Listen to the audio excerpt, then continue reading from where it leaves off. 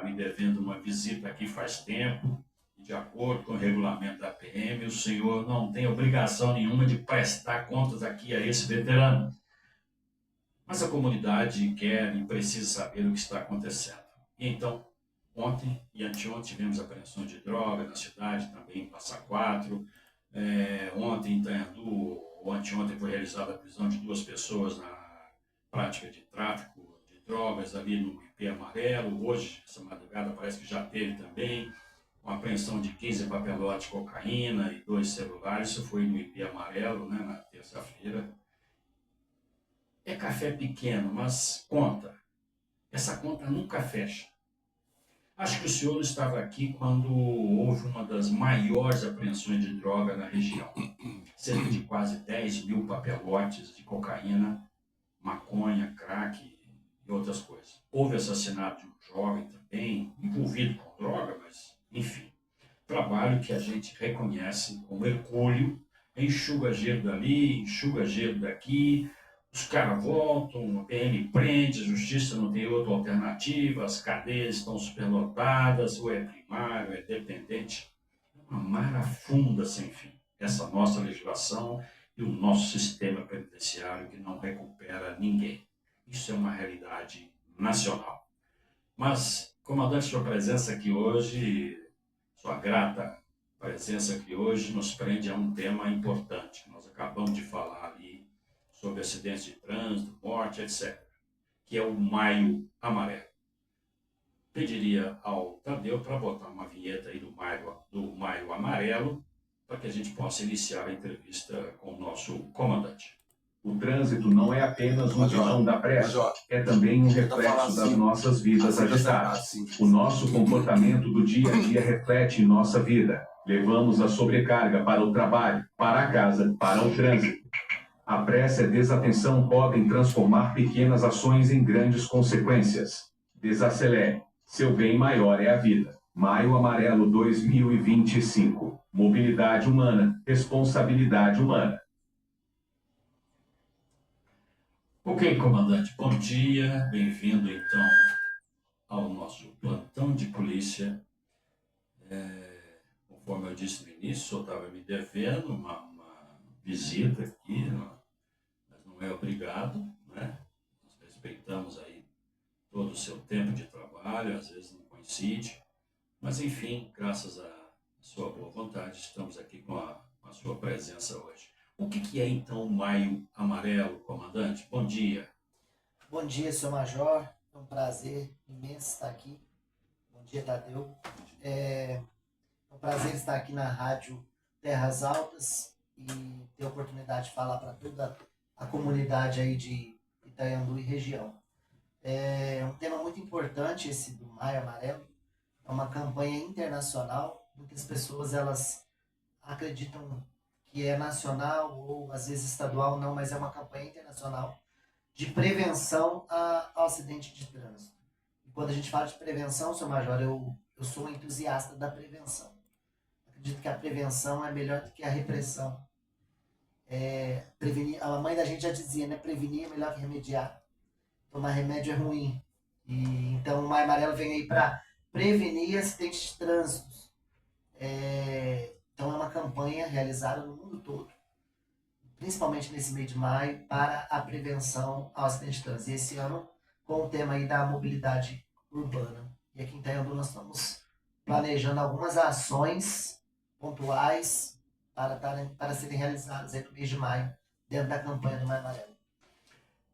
Então, comandante, qual seria, assim, você está planejando, o que vai acontecer dessas atividades aí do Maio Amarelo? A gente sempre vê movimentos comunitários, da própria instituição, blitz, palestras, operações educativas, qual que é a programação que ainda vai ser lançada? Positivo, seu Major. Nós vamos estar realizando palestras nas escolas, vamos estar fazendo blitz preventivas e educativas, e também estamos agora com uma parceria também com a Secretaria de Saúde, onde nós vamos estar desenvolvendo uma ação, estamos planejando ainda para o final do mês, então várias atividades, e sempre com o apoio da comunidade na conscientização. Então por isso que eu agradeço a oportunidade de estar aqui hoje, falando para o senhor e também para a comunidade da importância da conscientização e da parceria. Todos nós sempre juntos, trabalhando aí em prol de tudo que for relacionado à segurança pública, inclusive um trânsito seguro e saudável, porque começa nas pequenas coisas, Sr. Major. Ninguém começa matando o outro, roubando um banco, começa cometendo uma infração de trânsito, começa nas pequenas coisas, e aí vai acostumando até fazer grandes delitos e grandes coisas. Então é muito importante essa ação. O trânsito sim faz parte da segurança pública, nos ajuda e nos prejudica, né? Nos ajuda quando ele é bem utilizado, quando as pessoas têm consciência e respeitam as normas e as legislações. E nos prejudica quando as pessoas não aceitam e não acatam as resoluções. Então nós vamos estar trabalhando esse mês em várias ações. A rádio está à disposição, se quiser voltar aqui, trazer algum especialista, ou mesmo você, para falar sobre o que vai acontecer, né? E tenho certeza que a comunidade vai receber muito bem, né, essa campanha do Maio Amarelo. E a gente estava falando agora há pouco, né, do conclave, o padre que foi preso, segundo os registros, estava embriagado, lamentável, né? Mas eu fico pensando, às vezes o padre acabou de celebrar uma missa, bebeu lá um copinho de vinho, né? Aquilo já faz como é que é? Um percentual dentro do conceito legal. Às vezes um copo de vinho, já a pessoa, segundo aí o coisa, está embriagada, porque o vinho canônico, eu fui coroinha, o vinho canônico ele tem um teor alcoólico de 14% a 16%. É uma regra da Igreja Católica no Brasil. Vários fabricantes aí, principalmente no sul do país. Então pode ser que o padre tenha tomado o vinho, né, durante uma missa e foi embora para casa, ou foi embora para outra cidade, sei lá, né, e a polícia pegou porque ele se envolveu num acidente. E aí pediu para fazer o bafômetro. O padre não é acostumado a essas coisas do dia a dia, né? Ele vive ali na igreja, cuidando dos fiéis, etc. Mas, de qualquer forma, comandante, como o senhor vê essa questão aí do nosso Maio Amarelo? Como o senhor vê essa questão na nossa região? Como é que é? O que nós temos que acrescentar mais para poder melhorar o trânsito? Às vezes tem problema de estrada também, tem velocidade, tem alcoolismo, né, na direção. O que o senhor acha que a gente pode melhorar o aspecto dessa campanha? Sr. Major, acredito que a conscientização é o primeiro passo. Cada um fazendo a sua parte dentro da sua responsabilidade. Eu sou instrutor do PROERD, também Programa Educacional de Resistência às Drogas, e a gente fala muito com as crianças a respeito da responsabilidade. É a palavra-chave. Para um mundo melhor, para uma cidade melhor, é a responsabilidade. Todos tendo responsabilidade. Seja no trânsito, seja em casa, seja onde for. Se a pessoa é responsável, ela cumpre as regras. Então, se todos nós cumpríssemos as regras, nós não teríamos aí acidente de trânsito envolvendo pessoas alcoolizadas, nós não teríamos morte de crianças em acidentes que os pais estão conduzindo o veículo com a criança. Eu vejo que aqui em Itaianu tem uma cultura de as crianças andarem no banco da frente, né? E é um perigo, porque até onde não acontece o acidente, tudo bem. Mas quando acontece, a primeira pessoa a sofrer as consequências é a criança. E outra coisa que eu sempre falo, Sr. Major, se eu for policial, o senhor sabe, os pais falam, tem que ir na cadeirinha, porque senão a polícia vai prender, a polícia vai multar. E não é essa a conversa que tem que ser. O pai tem que falar, você tem que ir na cadeirinha, porque se acontecer um acidente, você pode falecer, você pode machucar.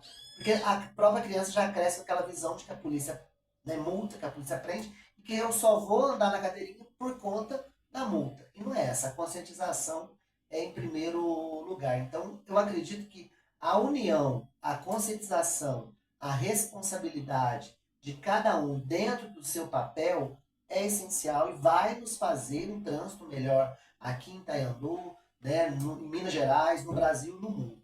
Então, acho que é esse o caminho, da da conscientização, da responsabilidade de todos aí, sabendo que pode acontecer, né, seu Major? As pessoas acham que nunca vai acontecer com a gente. Ninguém na minha família vai morrer de acidente de carro.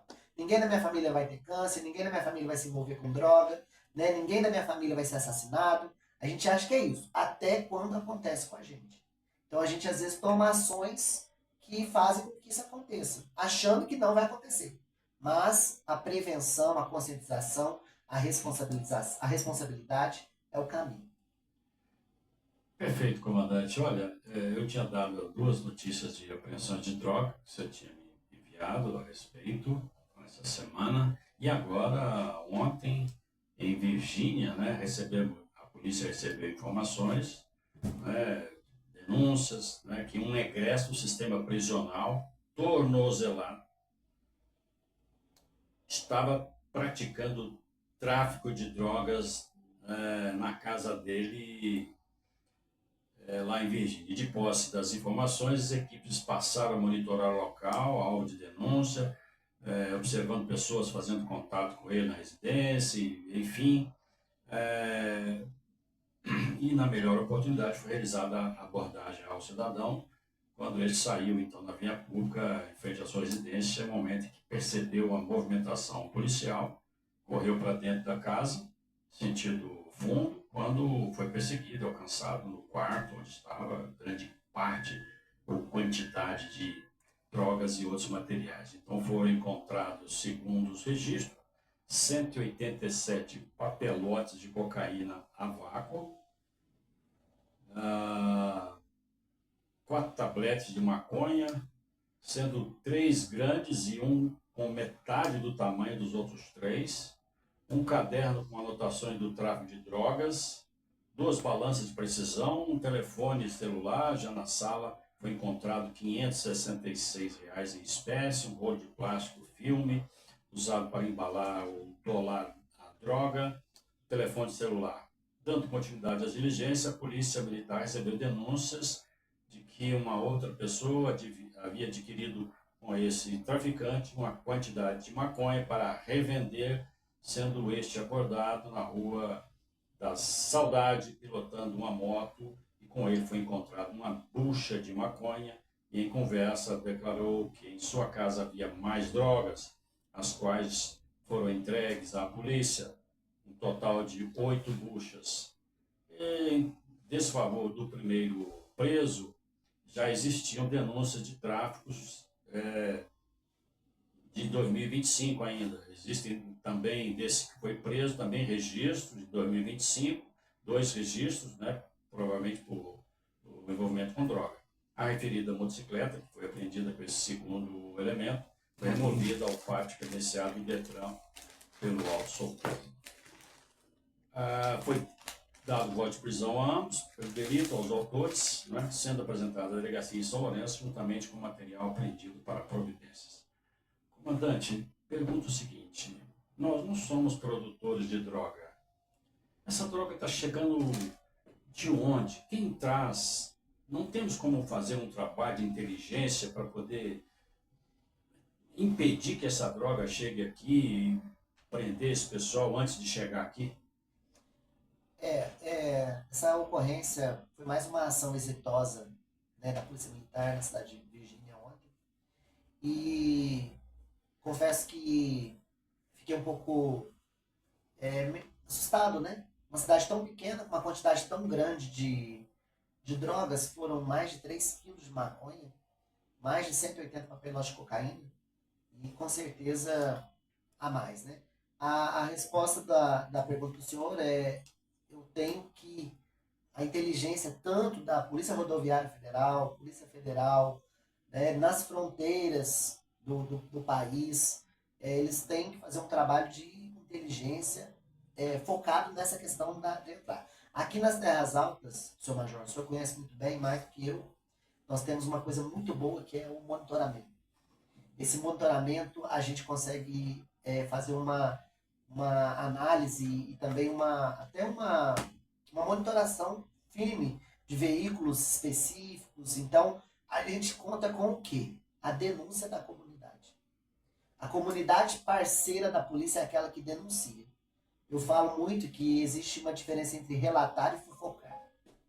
Relatar é você falar para o bem. E fofocar é você falar mal da vida do vizinho, né? E o cidadão tem que relatar, ele tem que ter a liberdade de fazer a denúncia. O carro tal, em tal horário, está entrando no meu bairro, está trazendo droga. Então, para a gente que não tem o mecanismo que a Polícia Rodoviária Federal tem, que a Polícia Federal tem, né, nós somos mais ostensivos, a gente conta com o apoio da comunidade. Em que sentido? Denúncias. Denúncias pontuais, né? Tal horário, tal dia, tá entrando tal carro, tá vindo um carro suspeito, tá trazendo essa droga, é na moto tal. E aí nós temos vários canais de comunicação de denúncia, né? O próprio 190, o próprio 181, que ele é estadual, então ele cai lá em Belo Horizonte. Aqui em Itanhandu a gente tem o nosso celular de plantão, que a pessoa pode ligar e fazer a denúncia, não precisa... As pessoas às vezes têm aquele medo, vai descobrir que foi eu que denunciei. Não tem isso. Né? A polícia é parceira do cidadão de bem, a polícia ela cuida do cidadão de bem. Então, respondendo a pergunta do senhor, olhando para a nossa realidade, é a denúncia. A principal porta para a gente conseguir pegar esses infratores. E já mais para macro, para lado institucional, acredito sim no trabalho de inteligência, na monitoração das grandes quadrilhas, né, dos grandes traficantes. Perfeito. Comandante, essa atividade de inteligência, a polícia antigamente a gente tinha, né? Estou falando de 40 anos atrás, né? A gente podia ter uma margem de manobra pessoal, né? Você podia equilibrar o efetivo ali, trazer essas informações de uma outra forma.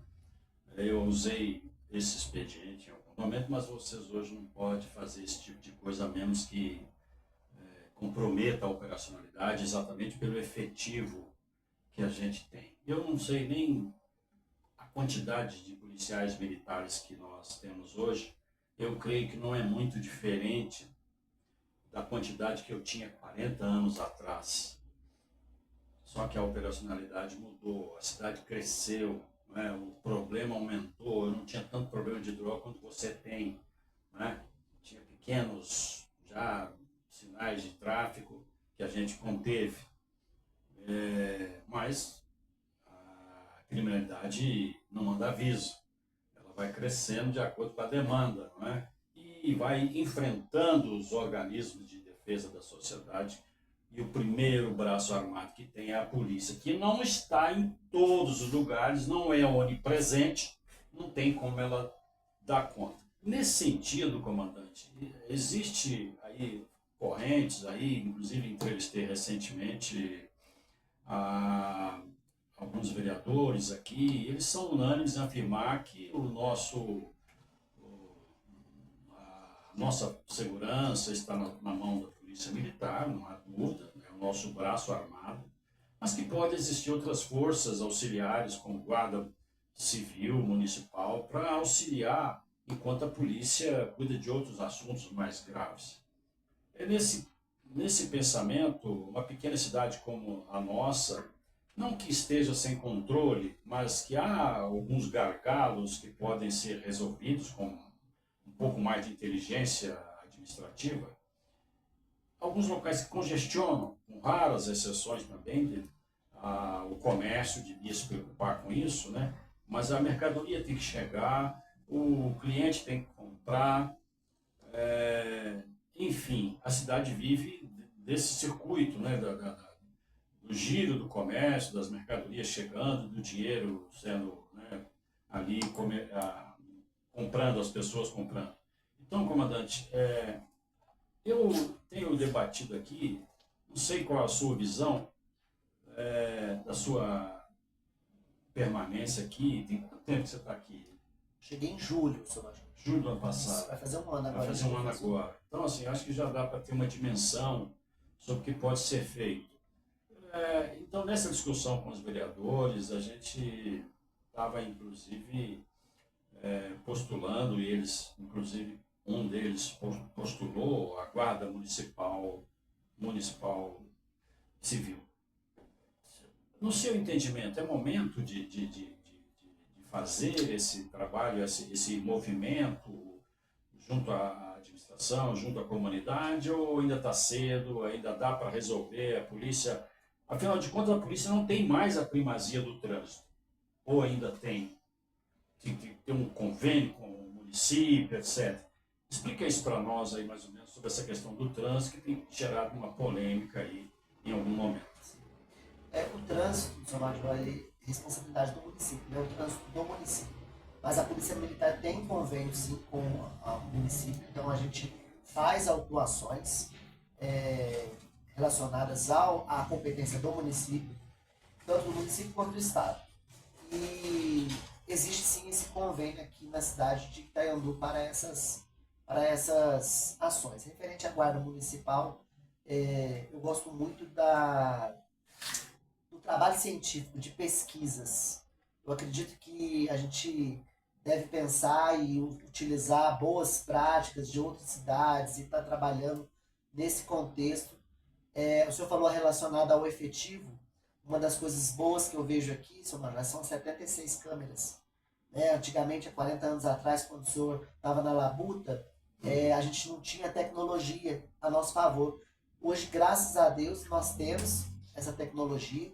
Então é como se eu tivesse um soldado em cada poste, onde tenha ali uma câmera, né, por conta do monitoramento. Aquela segurança subjetiva, onde a pessoa sabe que o que ela está fazendo ali, ela pode ser filmada, e a gente consegue descobrir muitas coisas por conta das câmeras que a gente tem.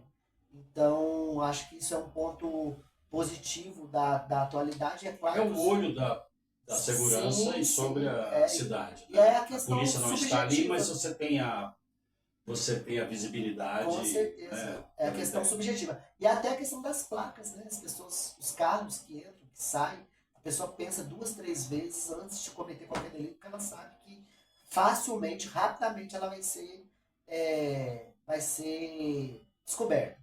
Aqui em Itaiandu, os nossos números não são grandes, né? Nós não temos grandes problemas, nós estamos numa fase boa. Eu sempre brinco que eu cheguei numa fase boa, porque as pessoas conversam comigo e falam que no passado era um passado mais sombrio, vamos dizer assim. Então, quando eu vejo os números, tanto de furto, roubo, né? Roubo, infelizmente, nós tivemos um roubo tentado agora esse mês, mas não fazia muito tempo que a gente não tinha um roubo. Inclusive, a gente prendeu o autor, foi numa padaria, no centro da cidade, o autor de Lorena. Ele foi preso e a gente via que era um autor assim que a ocasião fez o ladrão. Né? Tem também aqui no Operário, negócio. Mas furto, né? Furto, a gente tem que diferenciar. O roubo é quando ele tem a violência ou grave ameaça. Esse não teve violência. Não teve violência ou grave ameaça. Então, furto, a gente tem alguns autores contumazes envolvidos com droga. A oportunidade faz o ladrão. E aí, mas assim, aqui em Itaiandu eu vejo que tem uma cultura de segurança por conta das bicicletas que o pessoal deixa nas calçadas. Eu vou na academia, eu vou na escola, tem 10 bicicletas na calçada. Em outras cidades, eu posso falar por conta de Três Corações, que eu trabalhei a maior parte da minha vida em Três Corações, não tem isso, porque o usuário de crack, ele devasta. Ele pega, se ele vê uma janela aberta, ele entra. Então lá a pessoa já meio que fica mais retraída e não deixa isso. Aqui em Itaiandu eu vejo muitas bicicletas, muita janela aberta, muita porta aberta. E assim, os nossos números não são altos. São números razoáveis, bem pequenos. Tanto de furto quanto roubo, né? Homicídio último que a gente teve foi na rodoviária, né? Eu não estava aqui na época, mas eu pesquisei os últimos crimes violentos. Então, mas já faz um tempo que teve esse... E a gente também envolvida com o tráfico, ali naquela promiscuidade e tal. Né? Então, assim, que busca, né? Às vezes a pessoa busca pelo crime ali, então, mas não deixa de ser uma vida, né, Sr. Major? Sim. E aí, e o roubo esse. Então, assim, eu penso que se falar para mim hoje, Sr. Major, qual que é o maior problema que eu vejo aqui em Itaiandu, por incrível que pareça, eu vou falar para o senhor que é a ocorrência de Maria da Penha. Muitas ocorrências de Maria da Penha, e aí a gente entra na questão das provas. Né? Toda ocorrência de Maria da Penha a gente vai atender, o marido tá bêbado, o marido tá drogado, né? O filho tá bêbado, bateu na mãe, que também é Maria da Penha. As pessoas acham que é só marido e mulher, e não é, né? Se o filho bate na mãe, é Maria da Penha. Se o pai bate na filha, é Maria da Penha. E aí é uma ocorrência que atrapalha um pouco o nosso dia a dia, até porque se é fora do expediente, a minha viatura tem que deslocar para São Lourenço, para levar o autor da Maria da Penha lá em São Lourenço. Então é 45 minutos para ir, 45 minutos para voltar, mais o tempo de espera. Essa é uma questão que a gente tem debatido aqui, eu tenho certeza que você sofre com isso também, a respeito desse deslocamento da viatura que está a serviço. Ela é substituída por uma superposição, provavelmente, de um eventual caso que aconteça por uma viatura de Passa Quatro, ou de Itamonte, ou de Virgínia, ou de Cosópolis, possa vir, São Sebastião, não sei. Acho que é mais ou menos isso que acontece. Tipo um consórcio. Você não tem a peça de reposição imediata, é uma viatura só para atender aquele momento ali, aquele período de turno. Se tiver um flagrante, tem que levar em São Lourenço. Aí a comunidade fica naquele momento ali sem a segurança. Até que chega lá, tem um flagrante, vai, espera 2, 3 horas, não sei. Não é? Esse é o grande... Esse é um problema. E aí, Passa Quatro, Itamonte, que aqui é bem próximo, né? Então, se a gente vê grandes cidades, para você... Passa Quatro para Andu, às vezes tem bairros maiores em outras cidades que a distância é bem maior. Então, assim, é bem próximo e aí fica trabalhando como se fosse um consórcio, né, nesses casos. Então, é um problema que eu vejo que a gente poderia estar resolvendo e trabalhando com os CRAs, com, né, o serviço social e com a prevenção da questão da Maria da Penha. Muito bem, comandante. Acabei de receber, antes de chegar aqui, uma pergunta que eu já passei aqui para a minha pauta, a respeito do Carnaval de 2025. Parece que houve um envolvimento, um atendimento da polícia, um jovem morreu durante o atendimento da PM. Eu queria saber, a pessoa está perguntando aqui, já se tem uma conclusão do inquérito, foi instaurado algum procedimento na polícia militar ou na polícia civil? Nós temos um laudo, o que aconteceu? Você tem conhecimento desse assunto? Eu tenho conhecimento dessa ocorrência, né? Um cidadão que fez uso de drogas, né? E foi no Carnaval mesmo. E até foi encontrado uma arma de fogo com ele e ele veio a falecer. Teve um mal súbito, né, durante as buscas, inclusive com a presença dos testemunhas que são familiares, todas categóricas em relatar que o indivíduo passou mal, então ele não tive acesso ao laudo do IML.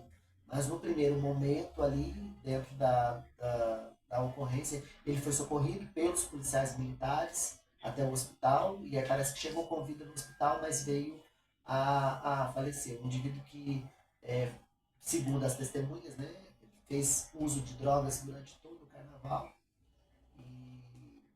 e tinha uma vida pregressa. Mesma coisa no Réveillon, né, também o indivíduo passou mal na overdose de droga também na rua, foi socorrido pela ambulância e veio a falecer no hospital. Então não tive acesso ao laudo do IML, mas tudo foi feito dentro com as testemunhas e também com os relatos dos militares. Não teve nenhum procedimento aberto por parte da instituição. Eu disse que não teve indícios de nenhuma ilegalidade ou irregularidade. Então, mais uma vez, a questão das drogas aí destruindo famílias. Não é só a vítima, né, que morre, a família inteira sofre. Então, a questão aí dessa ocorrência no Carnaval, segundo você falou, que ele teve um mal súbito, etc. Não seria o caso de chamar a ambulância ao invés de chamar a polícia? Então, geralmente, Sr. Major, a nossa... O SAMU, sei lá. Depende muito da situação, né? Cada situação é eu, no meu ver, eu vejo a pessoa ali passando...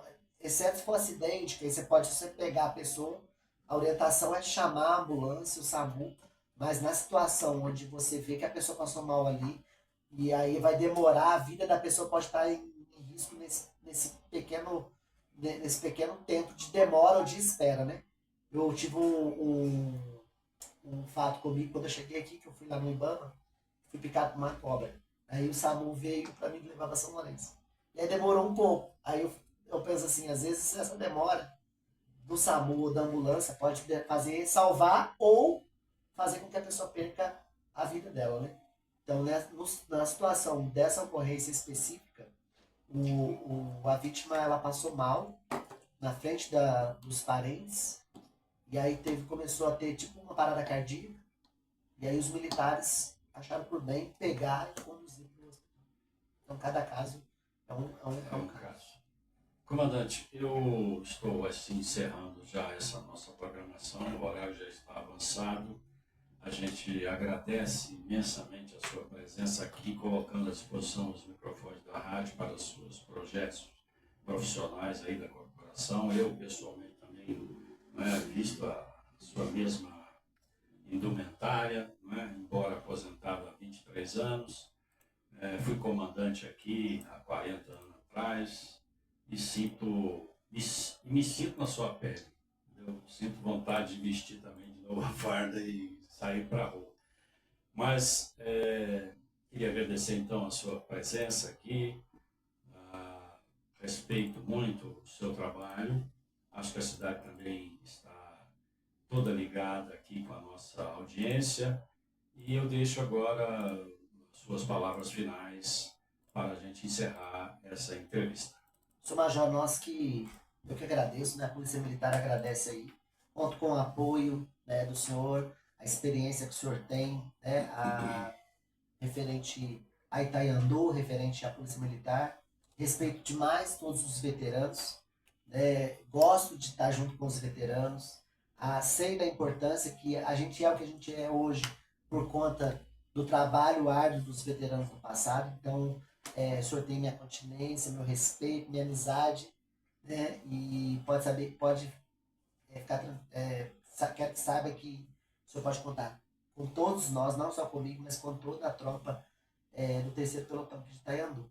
E na comunidade de Itaiandu, eu assim, quero dizer que nós estamos de portas abertas também, nosso quartel, a nossa viatura, no que for preciso para fazer de Itaiandu a melhor cidade para se viver no estado de Minas Gerais, quiçá no mundo, é o nosso objetivo. Levar mais paz, mais tranquilidade, e mesmo que para isso a gente às vezes tem que prender e reprimir o cidadão que não está andando conforme a lei prevê, mas eu costumo dizer que a polícia trabalha para o cidadão de bem.